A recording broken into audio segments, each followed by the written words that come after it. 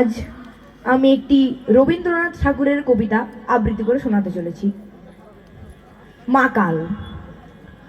গৌর বর্ণ নধর দেহ, নাম শ্রীযুক্ত রাখাল।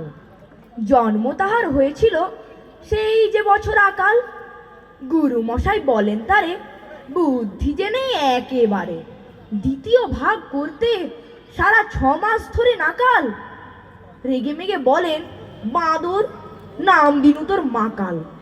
নামটা শুনে ভাবলে প্রথম, বাঁকিয়ে যুগল ভুরু, তারপর সে বাড়ি এসে নৃত্য করলে শুরু। হঠাৎ ছেলের মাতন দেখি সবাই তারে শুধায়, এ কি?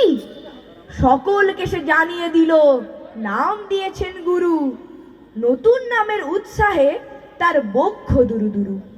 কোলের পরে বসিয়ে দাদা বললেন কানে কানে, গুরুমশাই গাল দিয়েছেন, বুঝিস নে তার মানে? রাখাল বলে, কখনো না। মা যে আমায় বলেন শোনা, সেটা তো গাল নয়, সে কথা পাড়ার সবাই জানে। আচ্ছা, তোমায় দেখিয়ে দেব, চলো তো ওইখানে।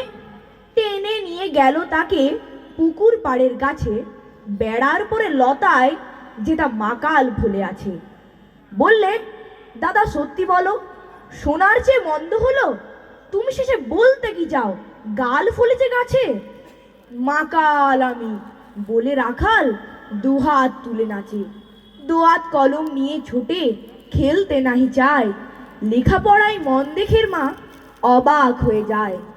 খাবার বেলায় অবশেষে দেখে ছেলের কাণ্ড এসে, মেঝের পরে ঝুঁকে পড়ে, খাতার পাতাটায় লাইন টেনে লিখছে শুধু, মাকাল চন্দ্র রায়। নমস্কার।